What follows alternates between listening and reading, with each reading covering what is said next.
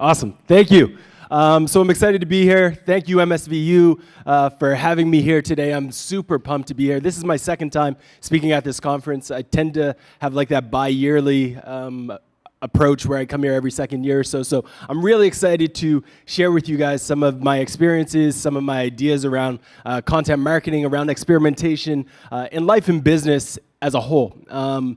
What I want to talk about today is this philosophy around kind of content chaos, and really that being what has established my personal brand, but also what has kind of been the foundation of my life as it relates to kind of going out into the real world and achieving what I would consider moderate success. And it all starts with a simple idea.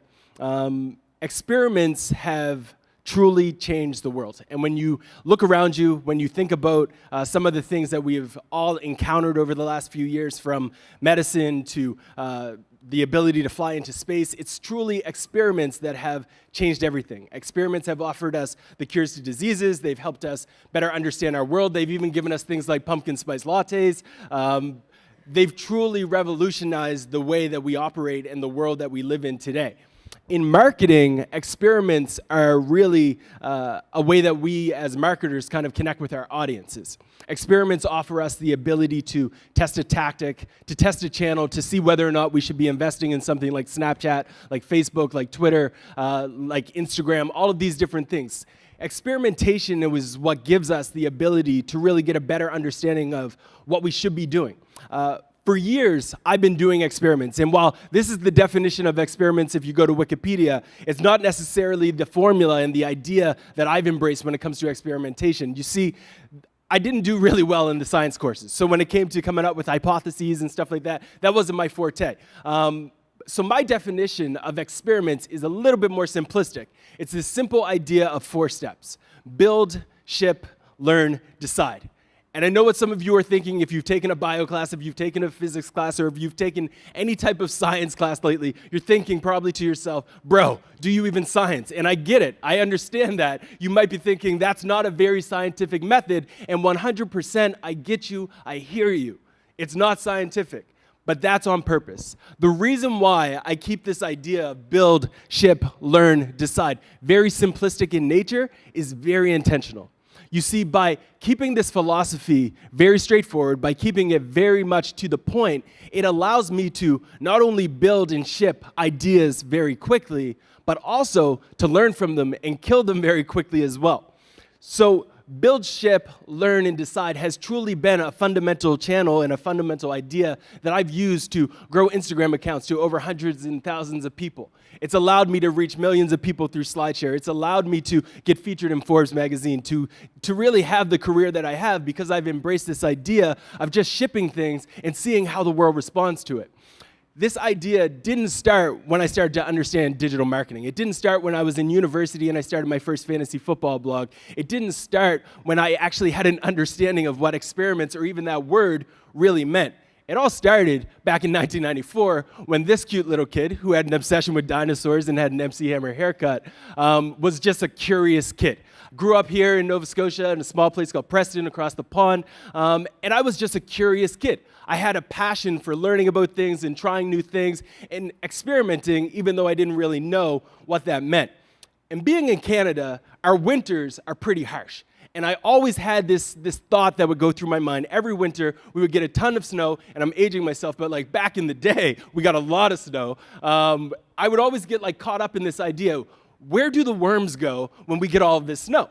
So I would ask my parents, they didn't really know, so I decided I was going to create an experiment. I had an experiment, I had to figure out where the worms went, because they were there in the summer, they were there in the spring, they were there in the fall, but during the winter, they were covered in snow. How did they live? They don't have fur, so what happens to the worms? So I had a goal. My goal was to learn whether or not worms could live in the cold. So I had to start with an experiment, and the first step is build, so I decided to build a contraption. My build was simple. I took an ice tray, I added water, and I added worms. Then I had to ship it. How did I ship it? I put the worms in the freezer, right next to the pizza pockets. I remember it like it was yesterday. It was awesome. So, if you ask any of my friends, if you ask my team, if you ask my family, they will tell you that Ross Simmonds has a very bad memory. So I forgot all about these worms. I'm talking like it was March break, and I forgot about these worms. So I'm sitting downstairs with my dad, and we're watching WWF wrestling back then. Now it's WWE. And there was a match going on, and I remember like it was yesterday. I was sitting there watching it, and me and my dad are just enjoying the fights, and all I hear from the kitchen is a scream, "Ross Jarrell Simmonds, get up here!" I was like, the worms. It's the worms. The worms. And in that moment, I learned that the worms did die, and I also learned that Mama Simmonds wasn't too pleased. And when that happened, when I learned that Mom wasn't happy, I realized I was never going to decide to put insects in the freezer. In case you're wondering, that's not actually my mom, but that's like what she was looking like. So in that moment, when that took place, I decided that I would never put insects in the fridge, and I learned that worms essentially do die if you chuck them in the freezer. Now, there's this familiar myth in business, in school, and in life, that when you talk about experiments, when you talk about experimenting with things, it has to have a lot of structure, right? Or that if you're a business, you have to have a huge budget. When in reality, to me, I believe whether you're a small business, whether you're working with a hotel, whether you're working with a big Fortune 500 company, whether you're working at a startup, whether you're working for yourself, or whether you're in school, I believe that experiments are an undefeated life hack. And when I say undefeated life hack, I say that because experiments give you an opportunity to learn something that you wouldn't have known unless you tried something new. You have the ability to build, ship, learn, and then decide how to evolve, how to try something new, and how to continue with innovation. So to me, I believe that experiments work no matter who you are, no matter what industry you're in, no matter what your background's in. I believe that experiments offer us the ability to achieve some significant and serious success. You just have to do them right. And my goal is today to share with you some ideas around experimentation. My goal here today is to share with you some insights around how you can leverage experimentation to drive home some meaningful results for your career, for your time in school, but also in life in general. And sure, don't get me wrong. I'm a huge advocate of experimentation. I've been doing experiments for quite some time, and I will preach at the top of my lungs for hours about the role of experiments and how important they are, but I recognize that yes, some experiments fail. Some experiments are gonna fall flat on their face, and that is completely okay.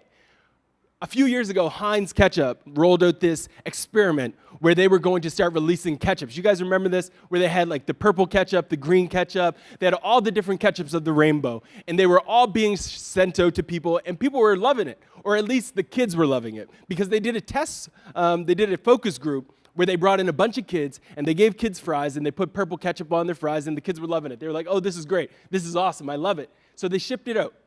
But they didn't get as many sales as they expected. Why? Because when parents were buying the ketchup and they were seeing it on their kids' plates, they were looking at purple ketchup and saying, nah, ain't nobody got time for that. That's not going in my kid's stomach. It's not happening. So they no longer were able to sell this product. It failed, and it was $1 million failure. For me, another example of a failure, I went on medium.com, which is a blogging website. And I've been blogging for quite some time, so I feel like I knew what I was doing. And I took one of my old blog posts and I just published it out on Medium. I didn't have a lot of followers. I thought I was going to boil the ocean. I thought people were going to love it. I got 2 likes, and one of them was from my mom, who only signed up for Medium to like my post. Like, that's a failure. It was a failure. Build, ship, learn, decide. I could have went and said, okay, I'm done with Medium, but instead, I started to study it. I started to invest time in understanding this channel, and I'm going to talk about that process, which has now allowed me to leverage Medium to reach, again, hundreds of thousands of people all over the world. Because at the end of the day, when you embrace that idea of build, ship, learn, decide, you also open up an opportunity where some of your experiments are going to soar. Some of your experiments are going to take off. There was an experiment done by McDonald's Canada which truly changed the game for transparency in business a few years ago. And it was this idea around where they would simply say, our food, your questions. Where anybody could go to this site, they could ask McDonald's any question in the world, and McDonald's would have to respond to them transparently and authentically. Woo! Don't know how to say that word. And essentially, that's what people did. People went on this website and they asked them tons of different questions. People would ask, why is it when I go into McDonald's and I'm looking at all the photos of the Big Mac, it looks delicious, but when I get it, it looks like slop? And they had to answer transparently and say, yeah, that's Photoshop. That's how we make it look that pretty. They asked people, we're asking questions like, what is the pink stuff that goes in the Chicken McNuggets? And they had to say, it's everything. They had to answer all of those questions transparently, and they did it. And they generated tons of press, they generated tons of buzz, and it was seen by the industry as a significant and huge success. SlideShare. So SlideShare is a channel where, when I first jumped onto SlideShare, it was a channel where you essentially would give a presentation, you upload your deck, and that was it. You would call it a day after you would upload your presentation. Today, it's a lot more different. People on SlideShare today are now treating it similar to a YouTube channel where you upload content and you're able to consume it in the way that you would a story. And because of that, I've been able to reach millions of people through SlideShare as a marketing channel. I'm going to dive into that later on. There's this big idea that experiments are only for UX, email, SEO, they're only for like paid media, they're only for a few different tactics. So people are only experimenting with things like digital marketing. But I believe that experiments work not only in content marketing, but also in our lives, in the different projects that we take on, the ideas that we embrace, and the new projects that we take on the side, our careers as we approach like networking events and things like that as well. But don't get me wrong. You have to be willing to embrace a bit of chaos. It's not going to be easy. And when I say chaos, I'm not talking about like Justin Bieber's outside and everybody go run and try to catch him. I'm talking about chaos in the sense of like having a little bit of structure, but still recognizing the fact that it is very likely that some of your experiments are going to fail. Some of your experiments are going to fall flat on their face. They're not going to generate results for you, and recognizing that with that, it's okay. I'll give you an example. So a few years ago, I decided that I was going to figure out how to leverage Reddit. How many people here use Reddit? Or anyone? No? Awesome. That's a good thing, actually. But Reddit in marketing is a channel where essentially you're able to submit content, and actually, I'm going to reverse a bit to understand who's there. How many people here use Twitter? How many people here use Instagram? Crazy. Snapchat? What about Kik? Is that a thing? No. WhatsApp? Cool. Facebook? Cool. Anybody on TBH? No one? Pinterest? Come on, guys. You can get on the Pinterest too. All right. Cool. So Reddit is a channel where essentially you submit links and the links get upvotes. And if they get upvotes, it means that they go up to the top of the page. And it's just a great place where you can kind of learn new things and also like get good news on the information and things that are happening in the world. But when you talk to marketers about Reddit, we all tend to get the heebie-jeebies. Like it's something that you're not supposed to do because Redditors will take down your site, they'll yell at you, they'll get you on like the front page of all of these bad sites. Like it's not necessarily a place where marketers like to play. But I was like, okay, I can crack Reddit. I can figure out a way to make Reddit work for me as a marketer. Very humble. But at the end of the day, what happened was I took all of my content. I've been writing about technology, I've been writing about blogs, I've been writing about marketing, and I took all of these content posts and I just started submitting them to a community on Reddit about technology. What happened? I got banned. Bye, Felicia, you're outie here, you're blocked, you're done. They kicked me off. They said, Ross, you can't be on here because you're submitting too much content at a time. Now, I could have walked away. I could have said, I'm done with Reddit, I'm not going to use this channel anymore. But instead, I decided I was going to do something different. Instead, I went back to that model. Build, ship, learn, decide. My build and ship was done. I shipped out the content, I learned that I can't do that, and I decided that I was going to try again. By trying again, I started to realize something. I started to review the content that was actually working on this channel and compare it to the content that people actually wanted. Started to review the type of content that marketers were putting onto this channel and started to understand what content was actually rising to the top. And what I realized was that there was a huge disconnect between the type of content that marketers were submitting to Reddit and the actual type of content that people using Reddit truly wanted. This is a pen brand, like they're called Pilot. And Pilot decided that they were going to run some marketing on Reddit. So they put up this post, the only pen that matters. The first comment speaks everything about marketers on Reddit. It says, pen sucks, poster sucks, everything about this sucks. Now, if there's one thing I will tell you about Reddit, it's they will tell you where to go and how to get there real quick. So you have to be careful. But there was a huge disconnect between what marketers thought people wanted and what they actually wanted. So I used this to kind of better understand the community. And on Reddit, there's the ability to sort your content by the top posts. Now, if you sort content by the top posts, you're going to be able to see what content people actually want in a certain community. So by doing this, I was able to find out that in communities like Our Entrepreneur, where people were talking about entrepreneurship, they wanted specific content written a specific way. If I went to Our Barbecue, I found that people wanted just rich imagery around photos of their food and of smoked meat. That was what they wanted. I found out that in Our Canada, where they were talking about like Canadian politics and things like that, we were having deep discussions around how we're going to feed all the Americans who have to move here because Trump's going crazy. Like, those are the things that were being discussed, and you can gain these insights by sorting content by the top posts.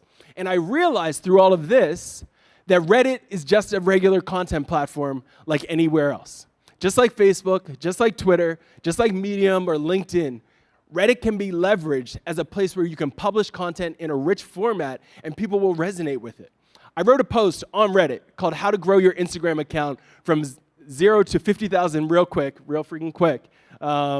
Reference to Drake, if anybody got it. I put up this post, and it got nearly 800 upvotes, right? It got over 800 upvotes. I think it got 300 comments. And from this piece, I was able to connect with some of the top brands in the world, all from taking the time to review the type of posts that people in these communities wanted, which in this case, in the marketing channel, they wanted deep content that was very transparent with numbers, with figures around how I was doing things, and they loved it, right?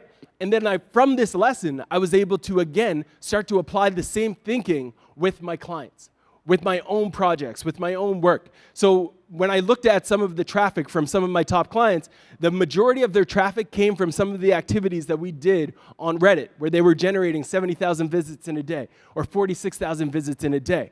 And this was, again, all because I embraced that idea of build, ship, learn, decide. Today, I've been on the front page of Reddit like more than 10 times. I can do it in my sleep. It's because I spent time understanding and cracking the code to figure out what works on this channel. Now, when I talk about these channels, I'm talking about channels that are not as popular intentionally, because it's these channels where your competitors, people next to you, are probably ignoring. But it's these channels that often open up a lot of the opportunities. Another channel that is worth considering is Quora. Now, if you're not familiar with Quora, it's like a Yahoo Answers, but it has a better design. And it's a channel where people have the ability to ask questions and essentially get answers. Now, when I jumped on Quora, it was probably 5 years ago, and it was still relatively new. And when I jumped onto this channel, I was consistently just answering questions. I wanted to be known as the marketer who understands how to leverage Quora the best, who understands how to add value, who can generate tons of impressions, generate tons of views. I was trying to leverage Quora to really put myself on the map, but more importantly, I wanted to drive traffic to my site. I started answering almost every and any question that I could find on Quora. And what I found was that the traffic just wasn't there. After answering hundreds and hundreds of questions, at its peak, I didn't even reach 20 visits in a day from Quora as it relates to referral traffic. So if you're looking at Google Analytics, if you have a website, Google Analytics is your friend. It offers you great ability to kind of see metrics and things like that. I didn't even hit 20 visits in a day. But what I did notice with Quora was, going back to that build, ship, learn, decide model, that they had some interesting relationships with the press. They had some interesting relationships that I could leverage. Specifically, they have relationships with sites like Forbes. They have relationships with sites like Huffington Post. And if I answered a question and I added a pop culture spin where I was talking about something that was timely and relevant, they actually started to take notice. So for example, when Grand Theft Auto came up with their most recent Grand Theft Auto game, I put up a post on Quora that talked about lessons that you could learn from the people who created it. When somebody asked a question about what are some of the valuable lessons that you could learn from Jay-Z, I answered that question, and Forbes picked it up.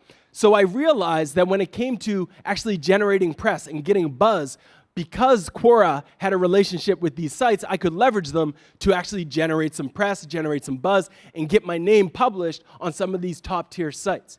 Today, I have relationships with Forbes, I have relationships with Huffington Post, Elite Daily, and I've been published all over the world. And it's because of that motto of build, ship, learn, decide. But I also had to realize in this that at the end of the day, when it came to traffic, I had to say, Quora, baby, bye, bye, bye. But when it came to actually generating press, I could really leverage this channel and drive results for my business and even for clients throughout the world. Now, a lot of hands went up for Instagram. And Instagram is a channel that I've been experimenting with for the last 2 years, and it's definitely one of those channels that I really love. When I took this screenshot, we had about 100,000 followers on Instagram. Today we have about, I think, 130, maybe 50. I'm not 100% sure. I think we're at 150. And that's because of that model of build, ship, learn, decide. We've been consistently experimenting with different tactics, with different ideas. And when I jumped on Instagram for the very first time, a few years ago, I realized that Hustle and Grind, my brand, one of my companies that tries to target entrepreneurs, freelancers, people who are young professionals. We sell coffee, t-shirts, posters, things of that nature to like hustlers. I noticed that a lot of ambitious people were following accounts on Instagram that essentially just took pictures of Leonardo DiCaprio, made it black and white, and put an inspirational quote on it. So I seen this, and I was like, okay, that's interesting. It's also pretty basic, so I can take this up a notch, and I can try something different. How can I do that? I can invest in design. So instead of just doing that standard approach, we started to double down on creating visuals that were illustrated. We started to double down on illustrations for our content, creating infographics for each of our posts to make it a little bit more rich. And that allowed us to reach 20,000 followers in only a few months and then continue to grow that. Then on one day, we had an interesting opportunity come up. Somebody took one of our posts and they took a screenshot of it and then they reposted it on their account. The account was called 9gag, and 9gag has millions of followers. They added the @HustleGrindCo when they shared our post, and we were generating thousands of new followers every single minute. It was insane. It was nuts. It didn't make any sense. And at that moment, we realized that, okay, there's an opportunity here. If accounts with a larger following are mentioning our smaller account, it's going to give us an opportunity to see our following go up way faster. So we doubled down on that. We invested in that. And we started to create what we would call like this influencer network, so to speak. And we doubled down on that idea. So we started to reach out to some of the top brands in the influencer world, Founder Magazine, Rich 20-something. We reached out to these guys, and we created a WhatsApp group. And in that WhatsApp group, we had a rule. The rule was simple. Every day, we're going to put up a post, and in that post, we're going to mention each other's account. And by doing that, our followers are going to follow each other, are going to follow each other's accounts, and that's going to allow us to all accelerate our growth very quickly. So we doubled down on that, and we were able to see a huge growth in our account. We went from 20,000 to 50,000, and then from 50,000 to 100,000 in less than a year.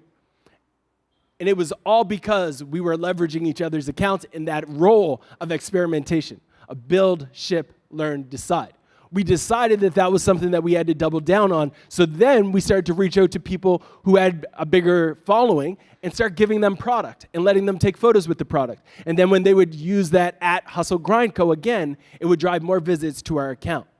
Now, this worked great. This was an amazing win for us, right? Like it wasn't a fail. This was a successful experiment.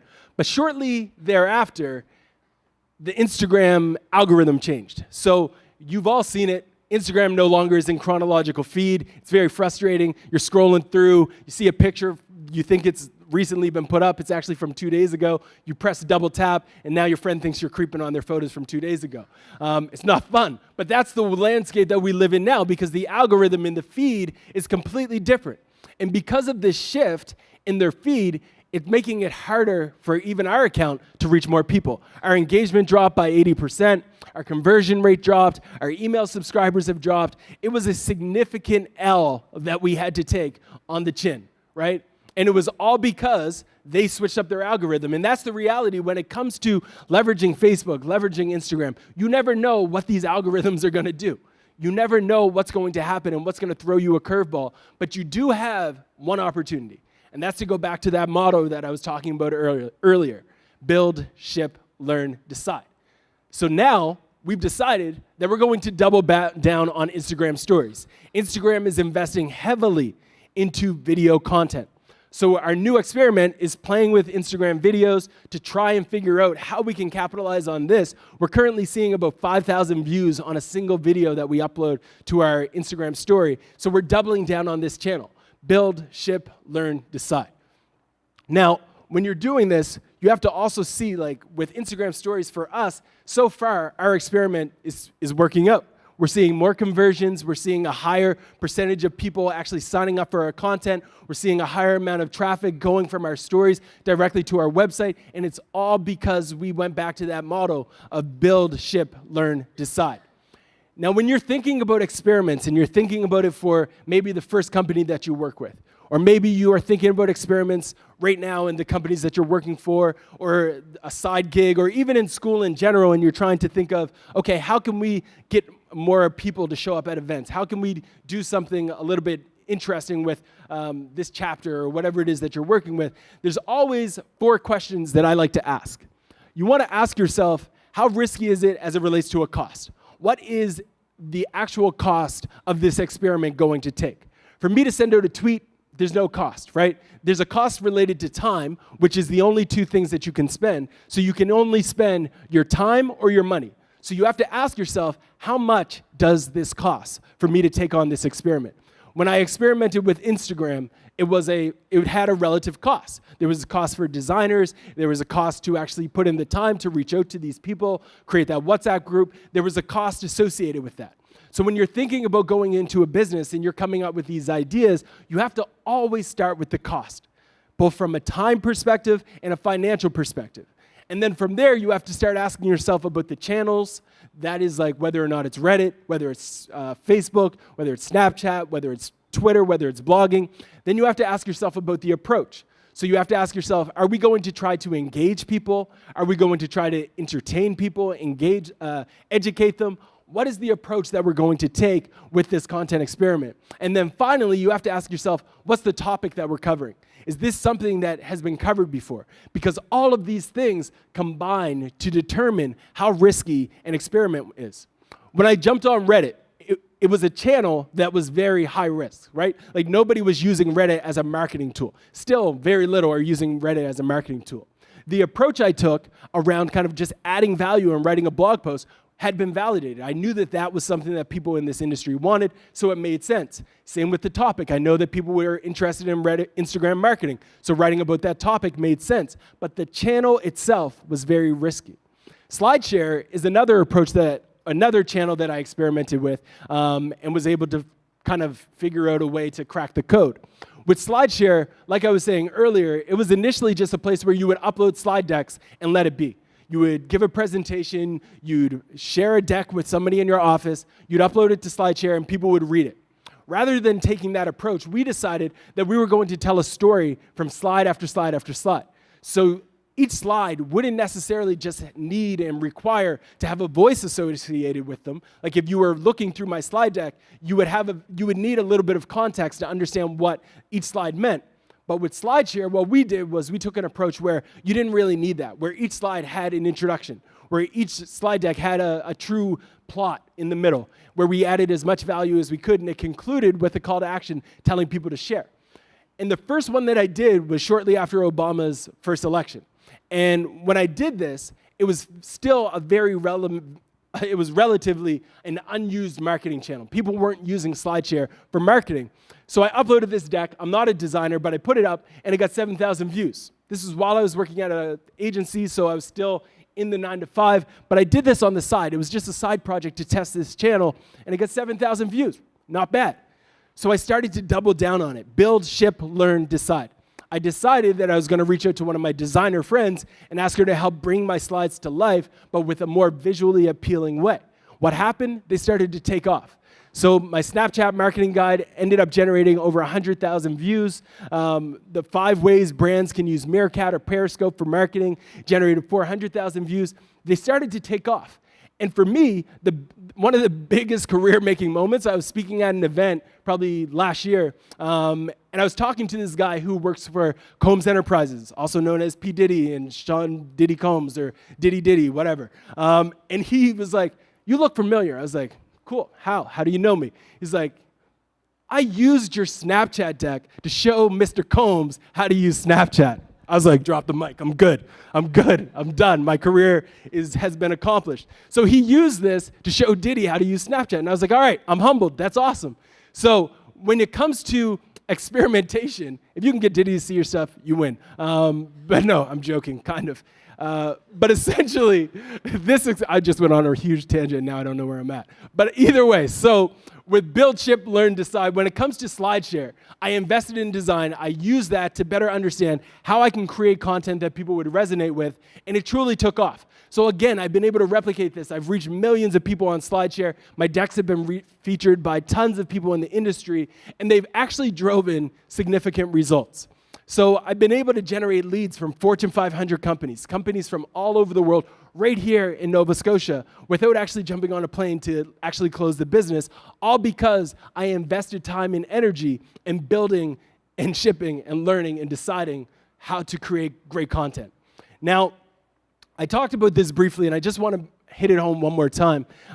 When you're thinking about validating the experiments that you run for brands, for yourself, if you're creating content on the side, whatever that may be, you have to remember to validate these three things. You want to validate that channel. You have to actually understand whether or not that channel makes sense for you. You want to validate the approach, figure out if that approach makes sense for you. And you also want to understand whether that topic lines up with your audience and who it is that you're trying to connect with.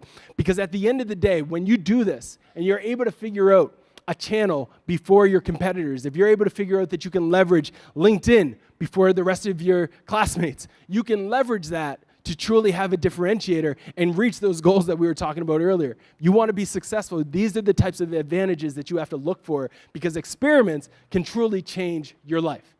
For me, experiments have played a role not only from when I was how old was I? 7 or so in 1994, creating this content and building or creating those worm experiments. Experiments have played a role in my life ever since I was in university. When I was in school studying marketing, I started a marketing blog. Before I actually had a job in marketing, I wrote a blog post, 20 books you must read before taking a job in advertising. Before I even had a job there. That was an experiment. I started to write content about marketing. I started to write content about social media before I even really knew about it. I wrote about the lessons I was learning as I went along. Over time, this blog starts to today generate hundreds and thousands of views every single year, and it's solely because when I was in university, I took a leap. I decided that I was going to try this internet thing. I was going to double down on this idea that digital marketing, social media might actually last. So I started to write about it. I started to write about trends. I started to write about my ideas, and people started to take notice. So experiment with side projects, but also experiment with things that you can't stop thinking about. For me, I spent a lot of time working at camps, even throughout university. Rather than taking the traditional route where I could have gotten a great internship, I could have worked with some big brands, I decided I was going to work at Tim Hortons camps and Boys and Girls Clubs rather than actually doubling down and spending time in the corporate world. And this inspired me to have another idea, which was this idea that I wanted to inspire young people to just go skydiving on their weekends and do crazy things on a regular basis, which was this idea called Dreamer. And Dreamer was my very first startup. It was the first startup that I launched. It was able to take people from all over Nova Scotia to do some crazy events and do some awesome things.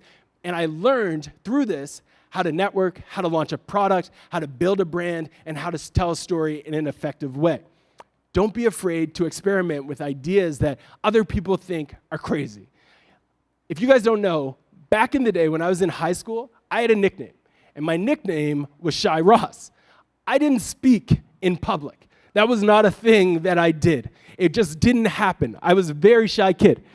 But over time, I read a book, and it said, if you want to do well in business, you have to learn how to do public speaking. So I signed up for an event called PodCamp, probably 7 or 8 years ago, and I gave a talk on marketing. Again, didn't even have a job in marketing, but I was talking about marketing. I gave this talk, And I'm sweaty now because I ran down the thing, but I was sweaty then because I was just nervous. I was a wreck. So I was drenched in sweat. I gave the talk. It was like a wet t-shirt contest. It was crazy. And at the end of it, they were essentially able to say, you did pretty good. And I was like, okay, that's great. They liked my talk. That was awesome. Build, ship, learn, decide. At that moment, I decided that I was going to have to continue to push myself to get uncomfortable speaking in front of people. So I signed up for more events. I signed up to speak at Chamber of Commerce dinners. I signed up to speak at any event that would have me. And by doing that, I've now been able to speak everywhere from Sweden to London last week to Harvard to MSVU here today. And it's all because I took that chance of signing up to speak at an event 7 years ago and constantly embracing that idea of experimenting not just with content, but also with my own life. And I want to leave you guys with this. So it's something that I stole from Coca-Cola, and it's this idea of 70-20-10. 70% of the things that you do, whether it's in business or your life, is probably going to be low risk, right? You're doing low risk ideas. You coming here today is a low risk thing. Nobody's going to ridicule you. Nobody's going to laugh at you. Nobody's going to say, I can't believe you're actually going to that event. That's not going to happen. It's a low risk activity to come here. That's the 70%. For me to send out a tweet today is a 70%. There's low risk. I'm not going to get critiqued for sending out a tweet, for writing a blog post. Early on in my career, probably. Those things might have been more risky to me. When it comes down to it, 70% of the things that you do are going to be low risk, and that's okay. But 20% should be innovative. And when I say innovative, I'm talking about things that aren't necessarily truly validated across the board. So when I jump onto Reddit for the very first time, everything there was not necessarily qualified. I didn't know if that idea would work. I didn't know if that would be a success. So that was in that 20%. 10% should be high risk, where you're trying something that makes absolutely no sense, where everybody's going to say, that's a little weird, whether it's like Bitcoin or cryptocurrency, things of that nature. That's that 10%, where you're diving into things that are high risk.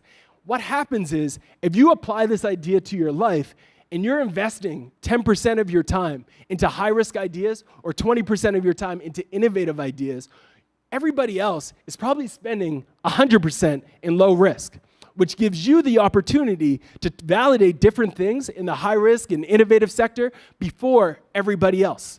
And when you do that, it gives you an advantage where you learn about these things before the competitors, where you learn about them before your colleagues, before your peers, and it guarantees you that security and the ability to be a leader in your industry.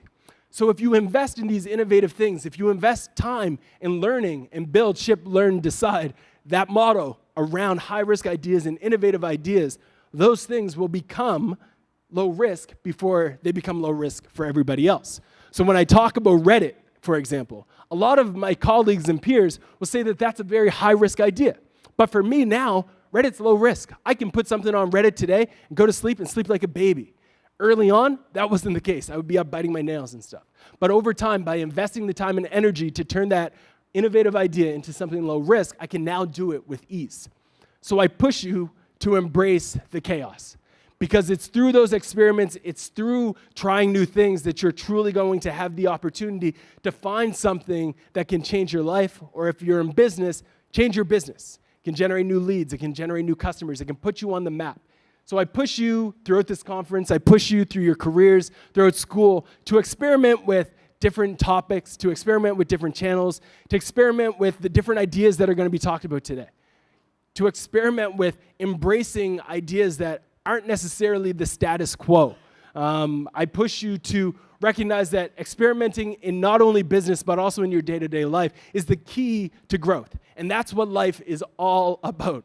The more we tinker, the more we experiment, the better we can serve our clients, the better we can develop as people, and the better we can service the brands that we'll eventually work for.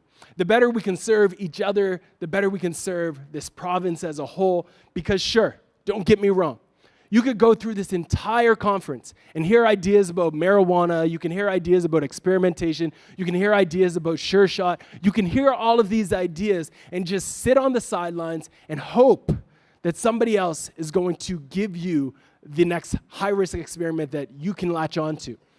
But if that's the case, if you're just going to sit on the sidelines and wait for something to fall into your lap and not touch and experiment, you may as well be as dead as a worm in my parents' freezer. Thank you guys for listening.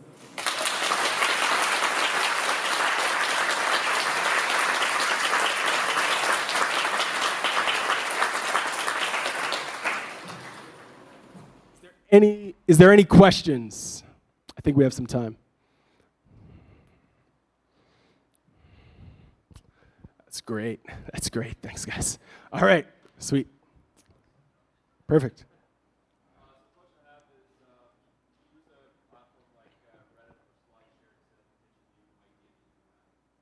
Yeah, definitely. So I think Reddit is the question was, would you use SlideShare or Reddit to pitch a new idea that you have? I think SlideShare is a great place to upload ideas that you have around new businesses, new concepts, things like that, 100%. I would use Reddit more as an opportunity to kind of test an idea. So it would be less of, hey, everybody check this out and review it. More like, hey, let me stroke everyone's ego and ask them what they think, because I'd be honored to get their advice. Because again, Reddit can go sideways really quickly. So I would go at it from that approach. And then once you put that post up there, the community will respond to you and they'll provide you with insight that you can then use to kind of develop your product. But yeah, I think both of those channels are great ones to check out. I don't think I included LinkedIn in my question. So how many people are on LinkedIn? Okay. If you're not, you got an hour, get on LinkedIn. Definitely a channel you need to be on. Any other questions? Yes.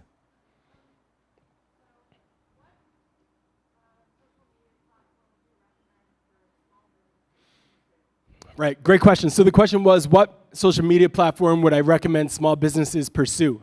With no question, Facebook is number one. Whether you're talking to someone who's 18 or you're talking to someone who's 63, everybody is using Facebook. So it is a great channel for you to connect with the majority of the world. Like, I think 90% of people are using Facebook in North America. So when you just look at those numbers on its own, there's no reason for anyone to ignore Facebook. It doesn't matter if you're selling makeup, if you're selling coffee, if you're selling t-shirts. Facebook is a channel that needs to be a part of everybody's marketing mix. Any other questions? Oh, yes.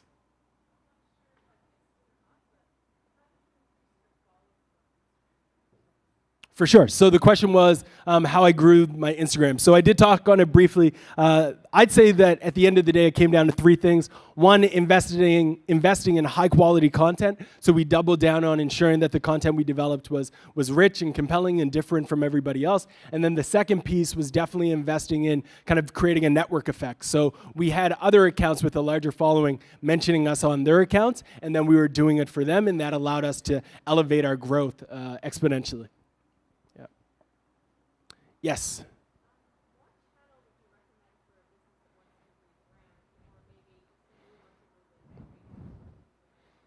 So the question was, what channels should businesses use if they want to rebrand? So I think at the end of the day, it goes back to the comment I had about Facebook. I think Facebook is definitely a place where you need to start. But one of the things that often gets lost in the idea of branding is the home base. And everybody should have a home base, which is your website. So it all starts with that. So when a brand is out there in the world, the first thing the majority of people do, they don't go to Facebook to find you. They go to this site called Google. So they're going to type in your name. They're going to type in what you offer. And you want to ensure that you show up. When you show up, you want to ensure that the story being told there aligns with the story that you want your customers and your audience to see. So the rebranding starts with your website and that overall presence, and then it trickles over into your other channels as well. Yes.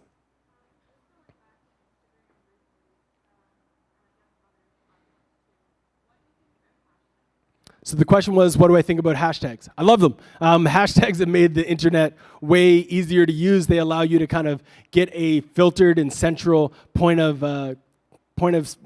what would be the word? A central point of contact for all of the content that you want. So if you go to the hashtag MSVU, you'll see tons of people talking about MSVU. So it's great. I love hashtags. I think on visual platforms like Pinterest, Instagram, they're more important than ever. I think on Twitter, you can pretty much do a Twitter search for any word and find the content you want. But I think that they definitely have a place in the mix. How much time do we have? Okay. Any other questions?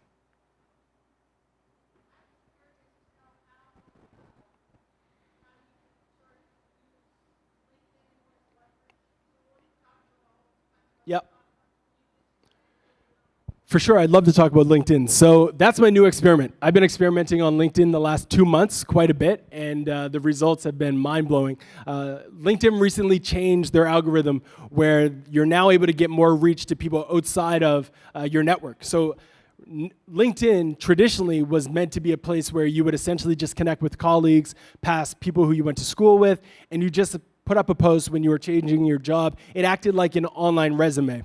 Today, LinkedIn is becoming more like a social network where you're able to build relationships with people. So I would view the biggest value in LinkedIn as not just being a place where you have an online resume, but also being a place where you can connect with people and establish and strengthen some great relationships. So if you're meeting new people here today at the conference, add them to LinkedIn, and then over time, you're going to stay on their radar because you're going to be sharing content. And by sharing content, it keeps you top of mind. And if you're not top of mind with somebody, then it's impossible to get a lead. It's impossible for you to be thought of when it comes to a job offer. So by connecting with someone on LinkedIn, it allows you to have that connection that can last a long time.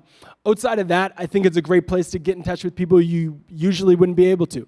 It's very hard to find a CEO or an executive's email. So with LinkedIn, what you're able to do is you can build a relationship with that person by commenting on their posts, by commenting when they have a new job opportunity, by sending them a message that adds value to their life, or by simply commenting when they ask a question about what is the new channel that I should be investing in. There's a lot of value in LinkedIn just from a relationship building kind of perspective. And I think that that's, without question, one of the biggest opportunities. And if you are looking to leverage and take your LinkedIn account to the next level, I would recommend that you start finding content that you think that people who would be an ideal employer or business partners or colleagues would be interested in, and sharing that content on your LinkedIn account. And what will happen is that content that you've shared will now associate those keywords with your account and will ultimately allow you to show up more and more for relevant search terms. So I hope that answers your question, but I definitely think that LinkedIn, from a professional sense, should be a #1 priority as an individual, like professional. All right, well, if that's all the questions, thank you guys very much for having me. Really appreciate it.